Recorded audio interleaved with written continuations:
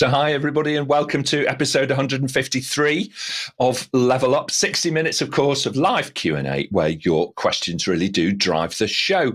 Now, we've got a fantastic social team already working. So we have Ella and Shanice, I think, actually, over in the social chat. So do please introduce yourself to them, let them know your name, and of course the city from where you're joining. They're going to post some links so that you can vote up the questions that you would most like answered. And we have a lot today, actually. And of course, so that you can add your own. Now, if your question is selected, your name is going to appear with ours at the end of the show. So do get your questions in early and stay with us to see all of that happening. Today, we're going to be looking at one of the most rewarding careers for modern professionals to break into, and that is becoming a business analyst or a BA. They are often the difference, I would argue, between success and failure on project, and in particular during fundamental digital transformation. The reason being is that they act as a catalyst between translating the vision of what is foreseen to be needed into something which is truly innovative and, importantly, easy to use. So helping us to figure out how we can become a BA are our expert panel. So let's jump straight in and meet them all. Returning to Level Up today is Luca Gambetti. Of course, he is a regular panelist here on the show. He's a leading trainer and coach over at Equality Italia, whose purpose is to always make a positive impact on organizations through the leadership, coaching and training they deliver. Welcome back to Level Up, Luca. Great to see you. Hello, Nick. I'm very happy to be here and talking about, I was here on Friday talking about business relationship management. I'm here today talking about business analysis, two roles based on creating value. Fascinating. Absolutely right. And completely agree with that. It's all about the value that you deliver. Shola Issac joins us for the first time today, actually. He is the Executive Director and Training Consultant at Training Creatively, who service a wide range of clients from their base here in the UK. Shola believes passionately in lifelong learning and holds many certifications spanning the worlds of change, project and benefits management. Shola, welcome to Level Up. Lovely to see you. Nice seeing you too, Nick, and looking forward to a very beneficial discussion with my esteemed colleagues here. Thank you. Excellent. Okay, great to have you on board, Shola. Bikram Routray returns to us from Level Up after a little bit of a break. He's an independent training consultant, of course, and he's acquired really good experience across a wide range of domains, from fast-moving consumer goods through to the aerospace industry. He's a passionate educator and coach, cares deeply about helping each person reach their maximum potential. Welcome back, Bikram. Lovely to see you. Thank you, Nick. And it's good to be back here. I'll try to bring in my experiences with the business analyst. So looking forward to it. Fantastic. Thank you. And completing our panel today is Dieter Strasser. He is, of course, the Managing Director, Trainer and Coach over at Viable Project, where he devotes his professional career to helping his clients create clear pathways to success through coaching and mentoring. Always listening, always learning. His recommendations are lean in nature and accessible to everyday professionals. Welcome back, Dieter. Really great to see you. Good morning, Nick. I'm here fully of energy and curiosity. Thank you so much. The Professor of Curiosity, I would suggest. Okay, what a great title to have. We should add that somewhere to our CVs, electronically, online, or indeed physically in person. Let's be those professors of curiosity, always seeking out new ideas. Our question master, talking about new ideas for today, is Suchitra Jacob, who joined us from Bangalore in India. Suchitra, how was your weekend? Hi, Nick, and hello to all the panelists and our viewers. My weekend was good, and I'm happy to be back again on our Monday's episodes after a short break. But yeah. Okay, excellent. Well, it's really good to have you back as well. So thank you for joining us. We're at Episode 153. You would think that we had figured it out by now, but every show is different. Every show is dynamic. And of course, it's all driven by you, the audience. So if you ask great questions, fantastic, then it all goes splendidly well. So please do get your questions in early. And I can see many of you already in the chat, talking to each other and getting to know both Shanice and also Ella, which is great. So, Suchitra, let's move on if we can. We'll take our first question for the panel. All right. So our first question is from Martin. Are business analysis skills important in non-IT projects? Okay, Dieter, start us off and then we'll hear from Bikram. The short answer, Martin, is the term is business analysis and not IT analysis. So yes, it is important for every type of development. And of course, business analysis will be often used in IT projects. Go ahead, business analysis will help you always again. Completely agree with that. It's not something which is restricted to one particular function or one particular initiator of a project, if you like. Bikram, your thoughts on this? Then we'll hear from Luca. Very rightly said. It's business analyst, right? And I'll bring in my experience from the FMCG industry. That was a pure tobacco-based industry, totally non-IT.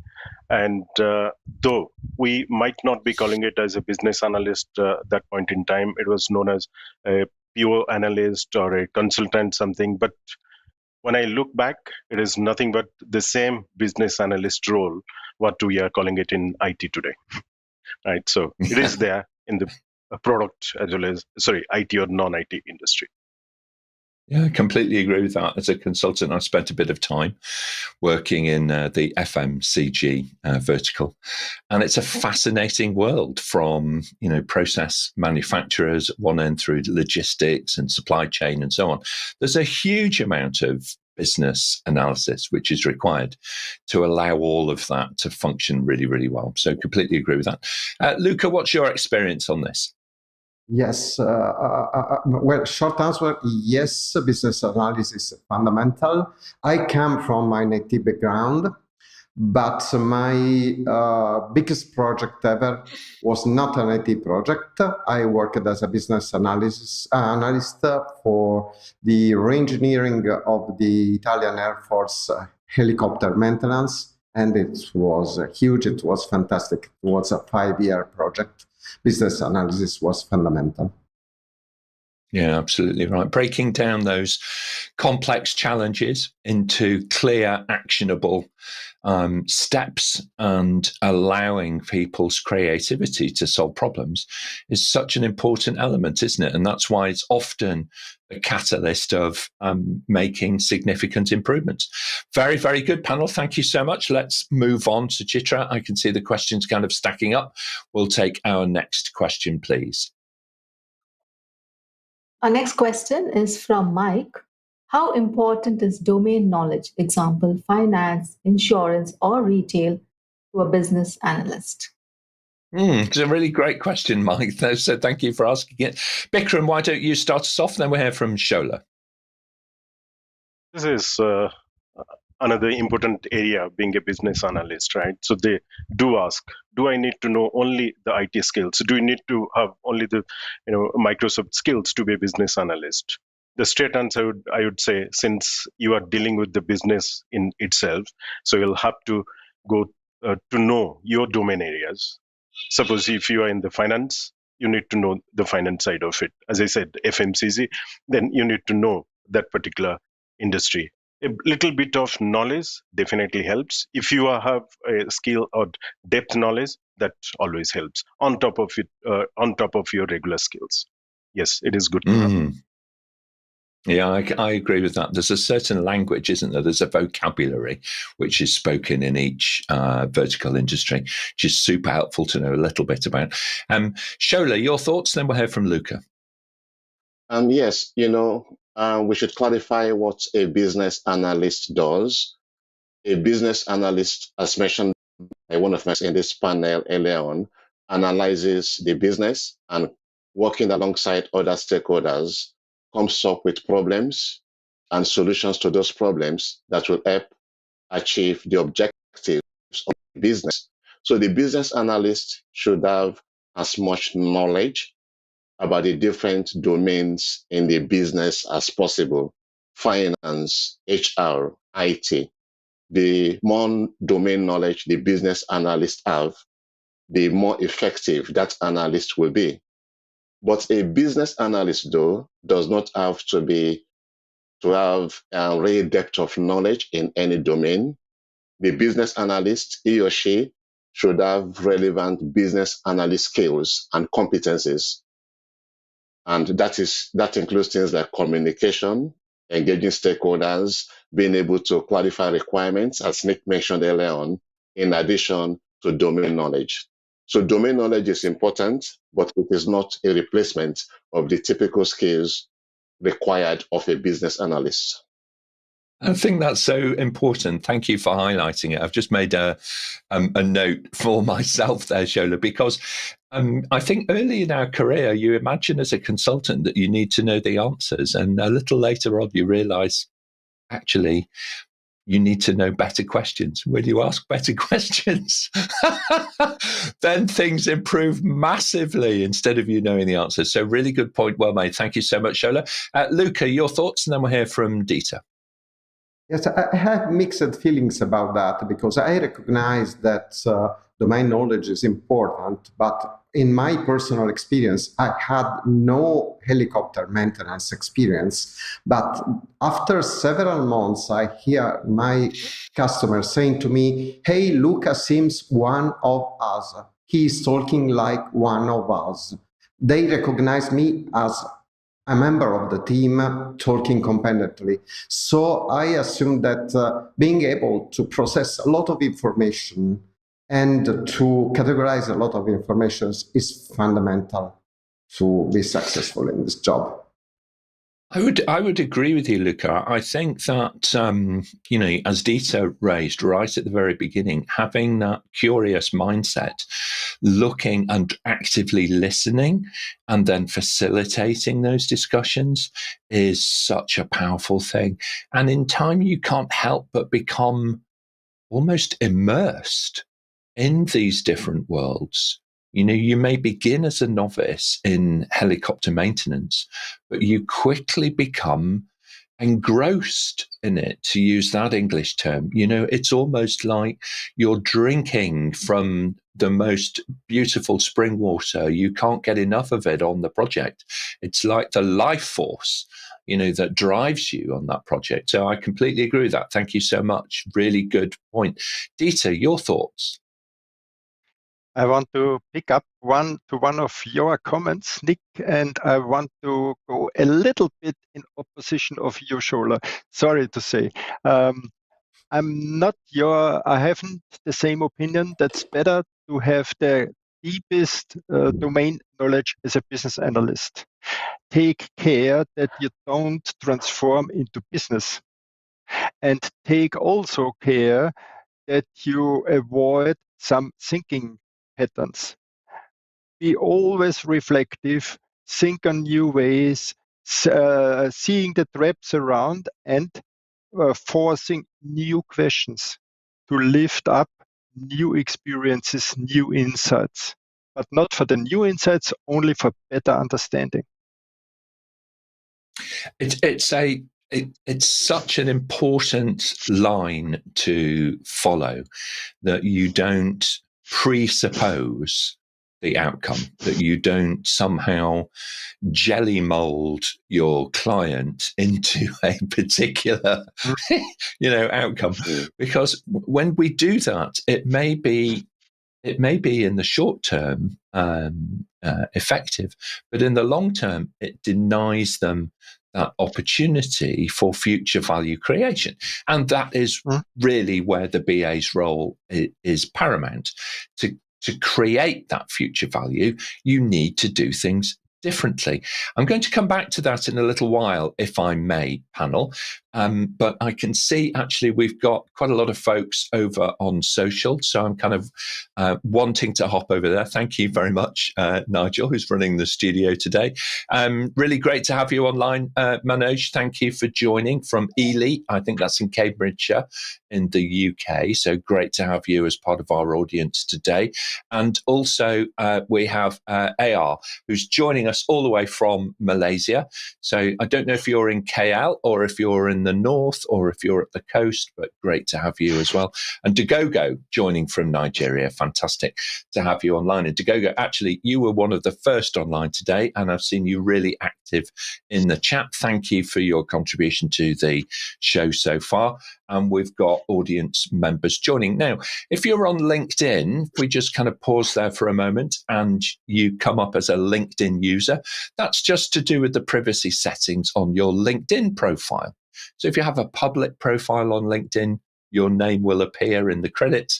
If you have a private profile like this one does, then you're going to just come across as a LinkedIn user. So little known fact for you, it's just the way in which LinkedIn chat actually works externally. Makes sense, really, doesn't it? If you think about it, if your privacy settings, they should be carried through in lots of different circumstances. So thank you very much indeed, everybody, for joining online. And we've got lots of questions.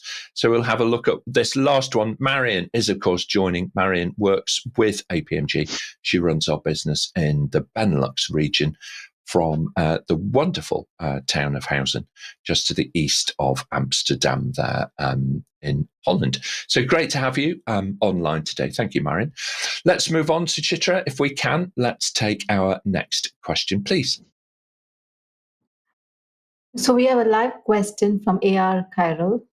Is it possible to become a freelance business analyst? The world of contracting is really interesting, isn't it? As a freelancer, you have both the freedom and the peril almost in equal measure. On the one hand, you have the freedom to be able to work across many industries, and we were talking about the benefits of doing that a few moments ago. But also you have the peril that when you're working, you have to also have kind of almost one thought in mind about where you might go next. Shola, what's your experience of this? Is there a big and active online community for people who are out there contracting as BAs, or do they tend to be employed by one employer?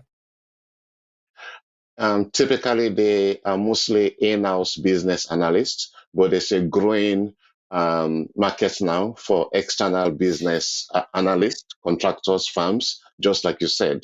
And you've mentioned some of the advantages and disadvantages already.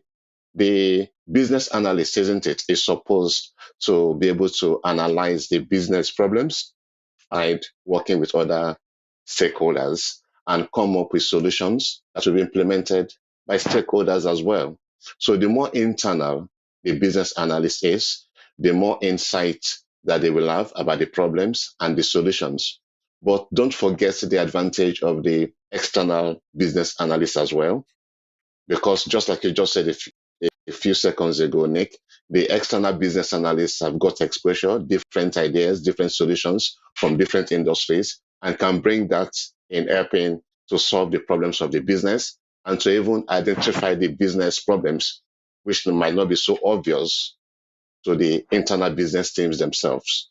But yes, it is indeed possible. Yeah. Thank you very much. Yeah, thanks very much indeed, Shola.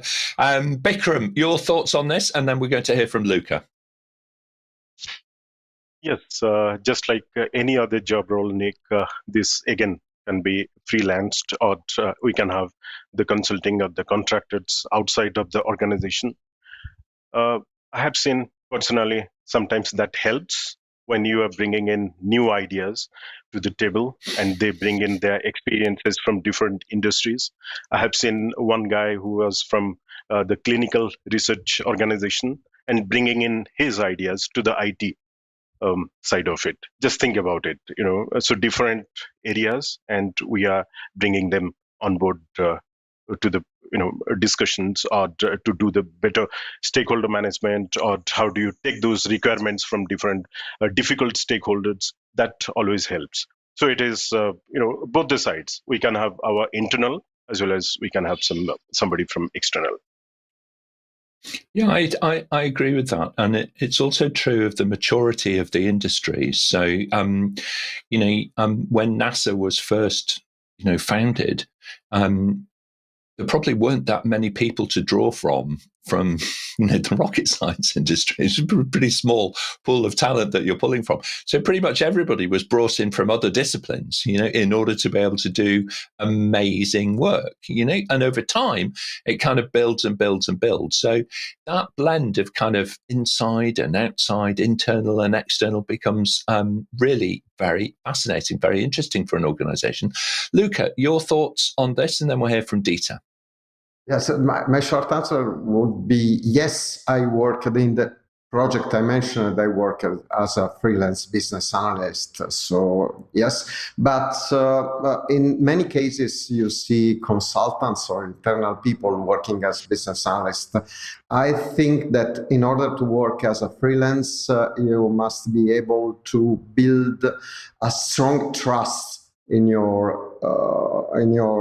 the company you work, because probably you will work for a long time for them, because you have to learn from them. So I cannot see a short-term business analysis work. Maybe it's only my experience, but I think of this work as medium to long term. Yeah, it's definitely not a kind of 3-week, 4-week, 3-month engagement type cycle. It's a lot longer than that. And the friends that you make early career will often ask for you back later in your career. So if you're full-time employed right now, invest in your current employer. Add that value now. That is your living CV. People will then warrant your work. They will recommend your work. They will say, do you know what? This is fantastic. I worked with Luca. It was an amazing experience. He really helped us think beyond the current moment and look to the future. Excellent. Thank you very much indeed, Luca. Dieter, your thoughts on freelancing as a BA?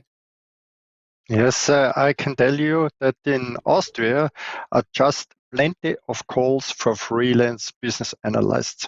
And underpinning the meaning of my colleague, there are durations of 7 months to 2 years around. And for higher, complicated and complex projects. So yes, it's true, and there is a really need for professionals.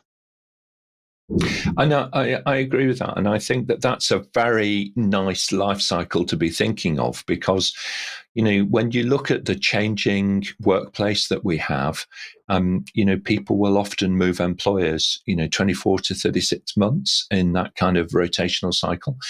And that means that you do build a variety of different experience, as you progress through your career.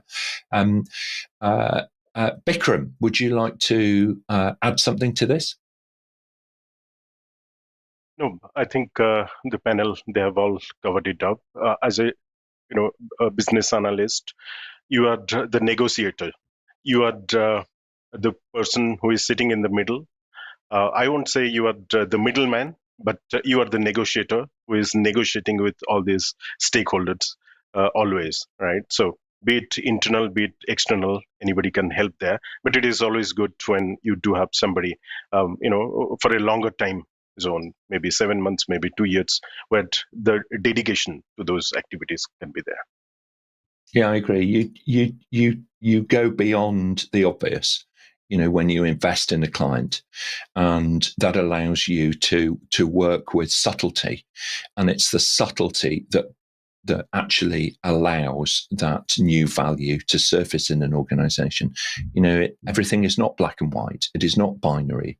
It is a nuanced world that we live in, where value is truly created. But what a brilliant question. Thank you so much, AR. We really appreciate it. And thank you for putting your question in directly from LinkedIn into the chat. And watch out for your name appearing in the credits at the end. Suchitra, I can see we've got lots of questions.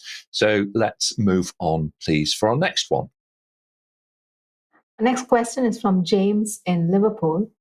How important are agility and communication skills when becoming a business analyst? All right, communication skills and agility. How important would you say? Shola, start us off, and then we'll hear from Dieter. They are the core primary skills needed of a business analyst. A business analyst is there to help the business achieve value creation for its stakeholders, multiple groups of stakeholders, and therefore the business analyst, as said by Bikram a couple of minutes ago, is the key negotiator, discussing with these different stakeholder groups, internal and external, clarifying what the business needs to achieve, how the business should achieve it, and the constraints within which we should be achieving this.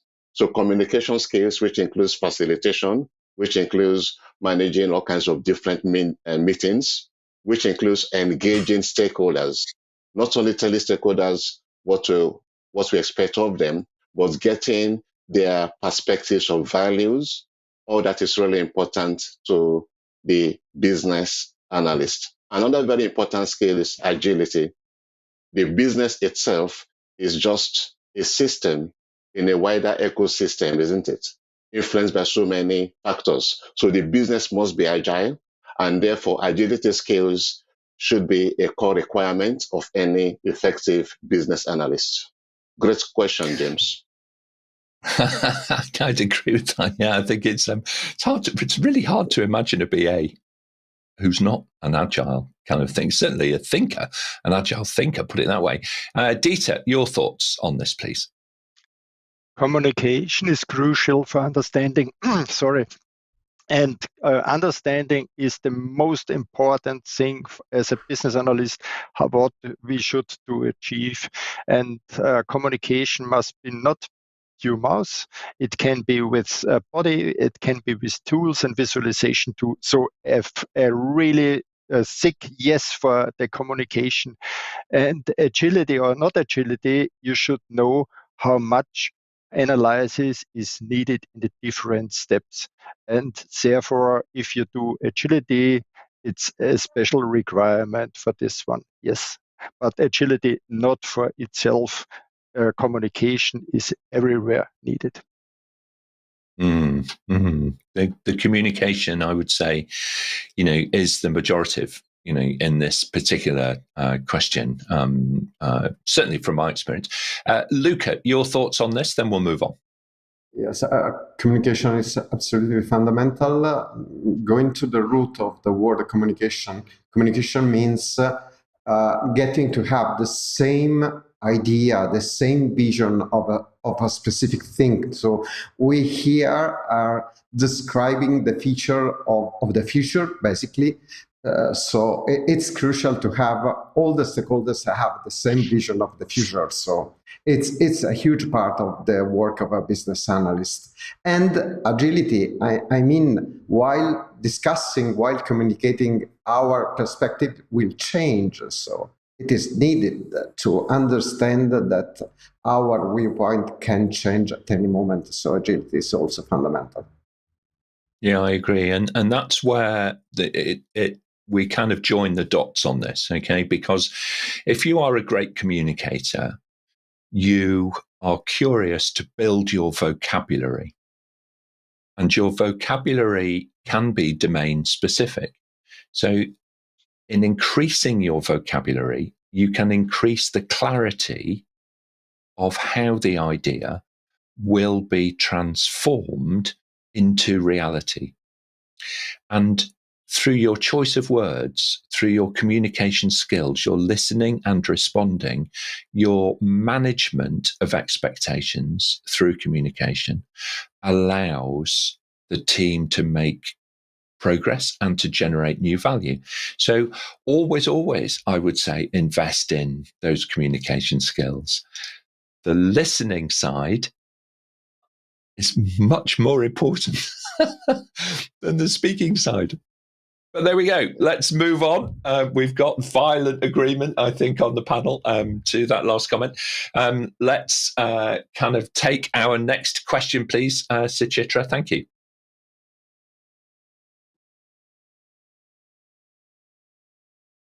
Sorry about that. Yeah, our next question is from Milvio. How crucial is the BA role to the iterative development of the program or project business case? This is a good question, isn't it? Dieter, you've been involved a great deal in complex projects and so on, which are usually iterative in their nature, particularly around business cases and so on. What are your thoughts on this one? I jumped in because I think one of the main jobs of the business analyst is to visualize or to help people to understand what is the impact on their requirements. And if I have a wish, I'm not able to see all the impacts and also the side effects, what I don't want. And that's the main job of the business analyst, to make it visible, to make it understanding, also different perspectives. So it's supportive here for the business case too. And of course, it's crucial to support the development of the business case. And it's about that kind of keeping that watchful eye throughout, isn't it? Fantastic. Thank you very much indeed. Luca, your thoughts, and then we'll hear from Bikram. Yes, the BA role is fundamental in developing a business case, because here you will build a clear picture of the future, as Dieter said, so you can understand why you are doing something that is so important, so fundamental, not the technical solution, but the big why behind that solution. You have to elicit this in order to proceed.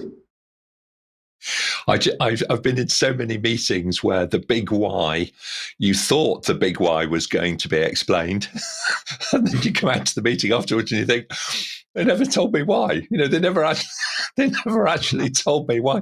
It's a really good place to start, people. Just think about it for a moment. If you start with why, I'm sure somebody really famous has written a book about that. Anyway, if you start with why, says Simon, then please do follow it through. Don't just use it as a kind of tagline, under your business card. Do it in real life. Start with why. It's an amazing experience when you do that really, really well. Thank you, Luca, for sponsoring common sense in the BA community. Fantastic. Thank you very much indeed. Bikram, your thoughts, then we'll hear from Shola.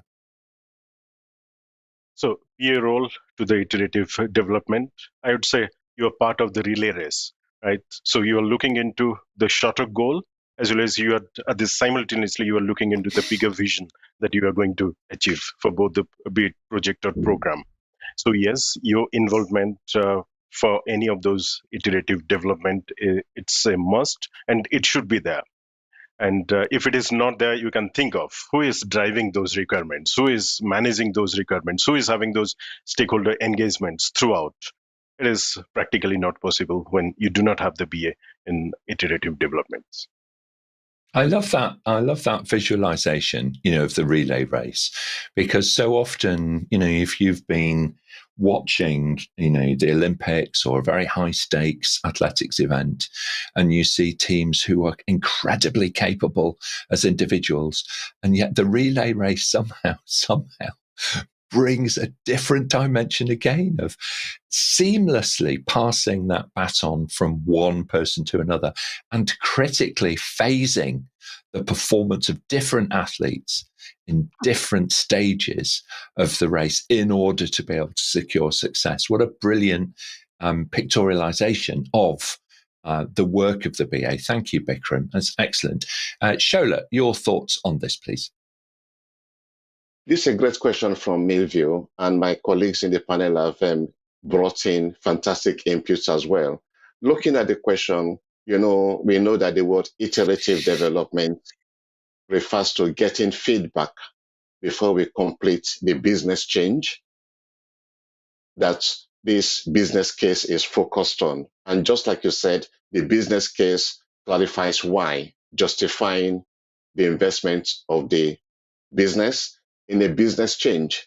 So the BA role, as we mentioned a few minutes ago, is focused on communication, focused on stakeholder engagement, looking at the different iterations of the business case. The BA role is totally crucial when developing business cases, either at the project level, which is focused on producing outputs such as a building, constructing a building, that's a project, or achieving a program outcome, a new way of working. So having completed the building project, we now want to relocate our staff from the current infrastructure we have in Milton Keynes to a different location in London. For that kind of program, the relocation to London, we need to constantly justify what we are doing in the different stages of the business change of relocating. It is the BA, isn't it? That independent role that can facilitate effective communication between the different stakeholders involved in such a change. Thanks very much indeed. Thank you, Shola. Yeah, thank you very much indeed. That's really good. Okay, excellent. Well, we got a really busy social team today. Some brilliant conversations going on, both kind of inside to the panel and also between different colleagues who are online. So that's fantastic to see. So I'm going to invite our audience actually to join the panel in the next question. All right. So Suchitra, if you could kind of come on for us. We're going to prepare the next question. Now, if you're watching, I would like your answers as well, please, okay, on social to this question, all right, in parallel with the panel. Let's see what we could do today, because we've got some pretty expert people, actually, who are tuned in today. So it'd be really brilliant to hear your thoughts, okay, on this, whatever stage in your career you're at. Just jump in and type your answer into the chat as we hear from the panel. So, Suchitra, let's hear this question for everybody, please. Off we go. Yeah, so this question is from Elizabeth. In which part of the organization is the optimal home base for BAs, and how crucial is it to define the right one?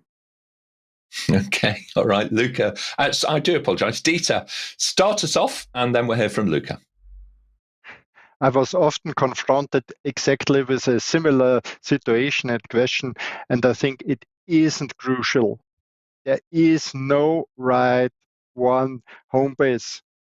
It's better to focus on work and to live in a pull character, and where the work is, where the business analyst fits to go on, and it's the really crucial one to go ahead and not the right home base.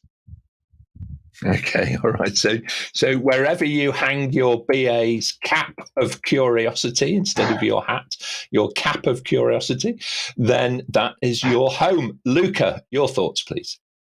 Yes, I agree with Dieter. I've seen in recent years a couple of different implementation. One is the business analyst is still working for the portfolio management part of the organization, because it's true what Dieter said, but it's also true that usually you have few skilled business analysts, so you have to plan their time. So it's important to centralize those people in order to work efficiently. And so in the portfolio management team, as we're number one, another possibility in the business relationship management team, if you have something like that, you can have a so-called senior business relationship manager and technical business relationship managers or business analysts. So 2 ideas. Excellent idea. Thank you very much. It's more visibility then. It's having that visibility and accessibility to those skills rather than a particular functional ownership of it. Bikram, your thoughts on this, please? Yes, as somebody said, as long as you are wearing that BA cap, that is enough in whatever role or in whatever position you are in. And in many organizations, there is CC, Center of Excellence, central point for BA, that is also there as a support team. But having said that, it can be on any of those home-based. It should not be, just dedicated to only to the project or program side of it. Thank you so much indeed. I want to give a shout out actually to AO Amazon, who has commented in the chat actually that exactly the same thing, panel. He's talking about really elevating these sorts of roles more to a kind of strategy sort of level, if you like, rather than just thinking about it in one particular function. If I may, AO, that's my interpretation of what you've written there. Think about the business strategy team, maybe the IT strategy. Anyway, somebody that has that helicopter view. Helicopters are a real part of this theme today, Luca. It's about lifting people up and having that view across the organization, and give yourself that visibility so that you can see it. And also we've got here from Robert, some strong agreement there. Think about it as more of a process, if you like, rather than what your particular, everybody needs a line manager, don't we? We all need a line manager. We all need somewhere in the organization to report. Otherwise, we feel a little bit lost. But don't let that constrain you. Think differently and make yourself available to others. Excellent advice. Thank you very much indeed, panel. And thank you so much to the audience for joining in as well. We're all here to learn. That's what Level Up is about. We join as panelists to learn every week, and we're learning a great deal from each other today. So thank you very much indeed. Really fantastic to have you all online. Excellent. So Suchitra, let's move on. We'll take our next question, please. Our next question is from AO. How does a BA support or enable customers' experience, design thinking, and user experience? How do we support and enable the customer experience, that kind of design thinking and user experience, if you like? Shola, why don't you start us off and then we'll go to Luca. Yes, a BA is there to engage stakeholders. And as you know, customers are probably the most important group of stakeholders. Customers, by buying products or services, releases income streams that the business will use to meet the needs of other stakeholders. It is the BA that will help us in identifying relevant customer subgroups, engaging them, gathering their requirements, and reflecting those requirements in design thinking, and also help us come up with things like understanding the experiences of the actuals of the products and services provided by the BA. How does the BA do this? By tapping into relevant techniques, identification techniques, analysis techniques, design techniques, production techniques, as the BA work alongside other stakeholders to achieve all of this. These are the core communication skills we mentioned earlier on that the BA should have to be able to achieve this. Thank you very much indeed, Shola. Luca, your thoughts, and then we'll hear from Dieter. Yes, I had an interesting conversation with a classroom last week because they asked me basically how we can manage conflicting requirements. The answer is here. I think that in the toolbox of every business analyst nowadays, you should have at least the basic design thinking skills in order to manage in an iterative and agile way conflicting requirements. So conflicting requirements could happen and must be managed. And design thinking is probably the best way to do. It's such a powerful toolkit to be able to master design thinking, and in many ways it's all of your own common sense but written down, and that's what I love about leading practice. You look at it and you think, yeah, but I know 3/4 of this, I know so much of this, but it's the way in which it's structured that really helps others to buy into that and accelerate that journey towards value. Thank you so much, Luca. Really great comments. Dieter, your thoughts please, then we'll hear from Bikram. My mom aged 81 and she has now some problems to get up. And now she needs some handlebars to help her to get around in a firm way. And yesterday we talked about, and she only told me, I don't like it. And that's exactly the point for a business analyst. What do you don't like it? The length or the thickness or the feeling of pulling? What is it around?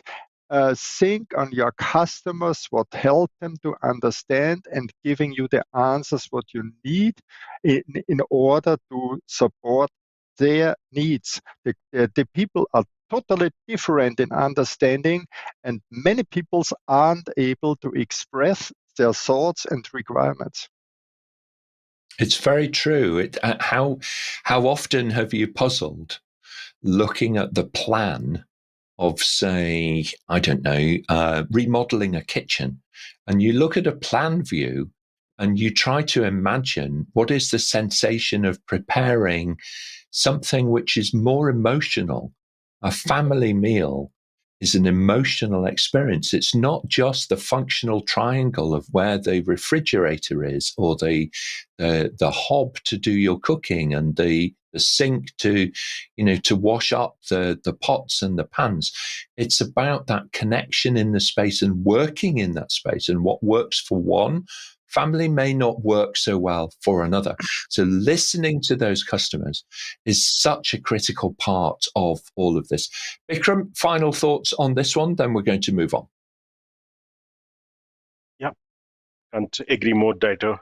That was a very good example, though. So yes, being a BA, from the requirements gathering to the production or go live, or beyond many times to the operations also, in between the development, in between the user acceptance, everywhere you need to be there, right? So I can't agree more. So you never know when it can fail, and you are the person who will be judging and who will be managing all this in between. Yes. Yeah, absolutely. Now, if you're interested in learning more about design thinking, then please do jump over to our website, have a little read about DT method, or design thinking method. Okay, that will really augment your learning. And there's some fantastic resources actually as well on our YouTube channel that you can dip into just to get a feeling for it. Maybe that you've heard of this term before, but you've not incorporated it yet fully into your work, but I can assure you, you will be elevated by it. So please do jump into that. Thank you very much indeed. What a brilliant question. And thank you, panel, for some very insightful answers. So thank you so much, Io, for submitting the question to the panel today. Excellent. So Suchitra, I think if we hurry, we might have time to squeeze one or two more questions in. Next question, please. We have a live question from Mohammed. Today, cybersecurity takes great importance in business. Should a business analyst have knowledge and skills in cybersecurity? That's a good question, really, because there is, a school of thought that says that it's the multidisciplinary team who are able to deliver best for the organization. So I think certainly you should have an empathy for this. Whether or not you need to be, the principal expert in it, I'm open-minded about. Shola, what's your experience? It is a fantastic question from Mohammed. If you look at, we've been using the word value creation, isn't it? Which is made up of three elements: getting benefits for your stakeholders, optimizing risk, and optimizing resources. Optimizing risk will be aided by effective cybersecurity practices, which primarily is looking at preventing, identifying, and recovery of cyber incidents. The business analyst, remember, is not supposed to be a subject matter expert or even a great domain expert in any area. But of course, the more knowledge and skills, additional to the communication and stakeholder engagement skills that the BA has, will help in addressing this issue, particularly nowadays. Yeah, I think that that's certainly true. And we all have our own privacy in mind. We spoke a little earlier, didn't we, of ensuring that you set the right level of privilege, if you like, to different personal information. And that is also true of course, of the lifeblood of business, which is the data which is flowing around our organizations internally. Should this data set with its personal data just be flowing around, or does it make much more sense to anonymize it? Because to be honest, you don't really need the customer's personal data in order to be able to look at trend analysis and this kind of thing. You can work with an anonymized data set in many ways, sometimes much more easily than you can when you're carrying all of that personal information with you. And that does lessen the operational risk and the reputational risk for the organization as well. I'm managing that. So develop that empathy, start to understand and see that kind of guidance, that cyber guidance, if you like, as a framework in which to operate rather than a blocker to innovation, is what I would recommend. Great question, though. Thank you so much, Mohammed, for putting it to the panel. I think we are all becoming much more cyber aware now, and that has to be a really good thing. Excellent. Let's move on. We'll take our last question, please. Panel, at the speed of light, if you may, your answers super quick, please. So our last question is from James, again in Liverpool. What training and certification would you recommend to start my career as a business analyst? All right, very good. Training certification. Off you go, Dieter, and then we'll hear from Luca. I can really recommend you, James, the HLB foundation training, and then go out for practice and coaching and develop your skills. HLB is a really great framework. Thank you very much indeed, Dieter. Luca, your thoughts, and then Shola? Every training that can teach techniques that you can practically use, ranging from the Agile BA, from the Agile Business Consortium, the CBAP from the IIBA, any facilitation training course, the DT method already mentioned. So there are a lot of trainings that can teach you practical techniques. Okay, thank you very much indeed.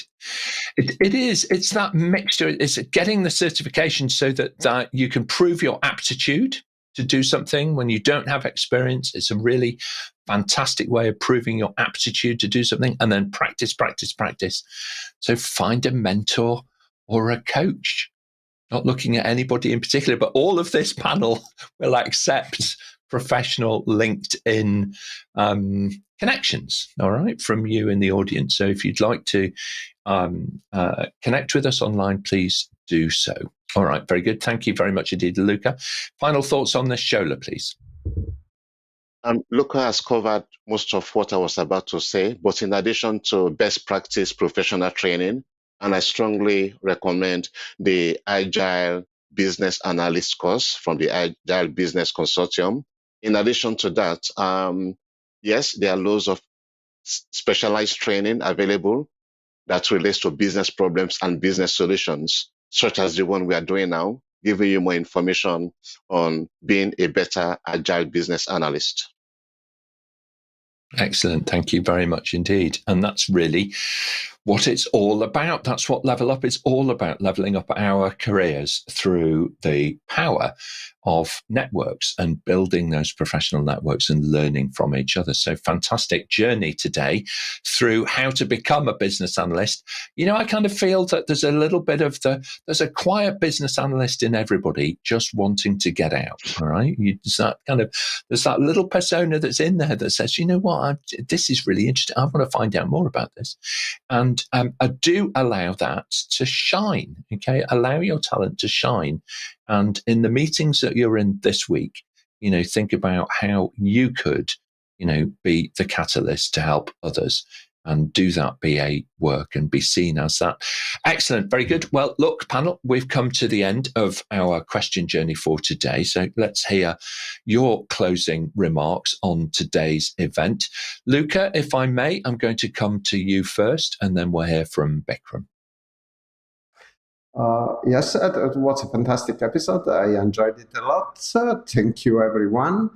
And two things come to my mind. First is the Stephen Covey try first to understand and then to be understood. And the second thing that came to my mind was stakeholders need to be understood.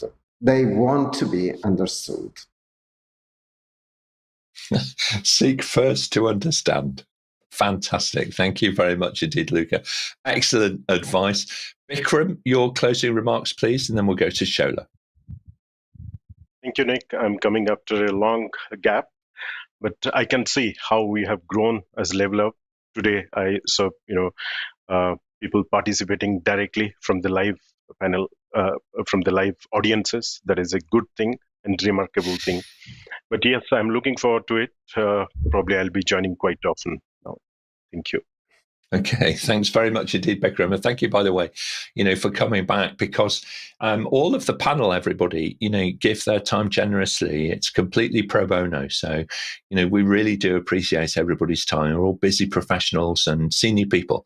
So we do appreciate it. Thank you very much indeed, Bikram. Lovely to see you again. Shola, your thoughts, please, and then we'll hear from Dieter. Every business is becoming more influenced by so many factors in its ecosystem and from within its own internal dynamics. The role of the business analyst is increasingly important to every business as well. So I urge you, if you're thinking of becoming one, do go through the certification courses, but again, do engage as much as possible with your stakeholders effectively. As Nick said earlier on, listen more rather than talk. Thank you very much. Thank you indeed, Shola, and thank you for your incredible contribution today on your first event. So we really appreciate that. Very well done with that as well. Dieter, your thoughts, and then we'll hear from Suchitra. Thanks for serving me with the food for my breakfast curiosity, and I'm satisfied till lunch for the next one. Thanks for the different perspectives, and I gain some more insights. Fantastic. Thank you very much indeed, Dieter. You always visualize so beautifully for me. And thank you, because you're working not in your first language, in your second or maybe even your third language. And the same is true for many of our panel. And thank you, Luca, as well, so eloquently putting across your different ideas for our English-speaking audience. Thank you very much indeed. Suchitra, it's been a wild time online today. I say wild because, the energy that has been in the audience today has been outstanding.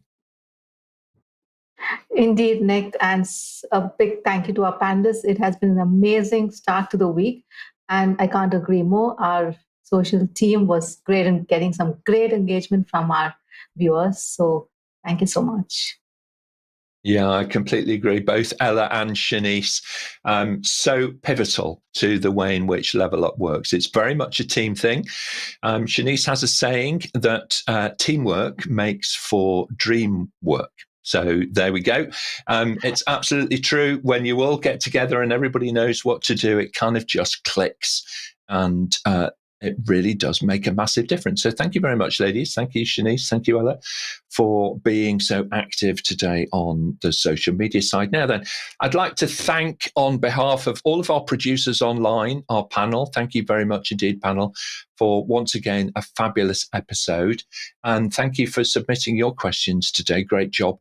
Do watch out for your name in the credits if your question was selected. Now, over on our website, you may, of course, search for answers to pretty much all of the questions that have been surfaced over the last 153 episodes or so of Level Up, plus our Connect series and our Midday Mentors and our one-to-one C-suite interviews that have been done over the last few years. It's a brilliant resource. And you can also download, of course, the audio versions of the shows on your preferred podcast platform. We have a growing and very large community of people actually who do download the podcast versions. So jump in there, just search for Level Up Your Career with APMG International, and you'll find us easily enough. if you've enjoyed today's session, you can actually jump in for a little bit more on the world of business analysis, because there's a Connect event coming up on this Thursday at 9 a.m. UK time. And they're going to be exploring why becoming an agile business analyst, or a business analyst in an agile context, if that makes sense, is a great career choice. So that's on Thursday. Friday at 2 p.m., we're going to be returning to look at the world of NIST cybersecurity, and in particular, how to become a professional in that cybersecurity framework before jumping in with both feet. Monday the 22nd at this time, with how to facilitate like a pro, nonetheless. So details, of course, of all of those things over on our website. Subscribe to the show, and we'll send you a personal summary of what's coming up and how you too can join us here on the panel and level up your career with APMG. Thanks very much, everybody. We'll see you next time.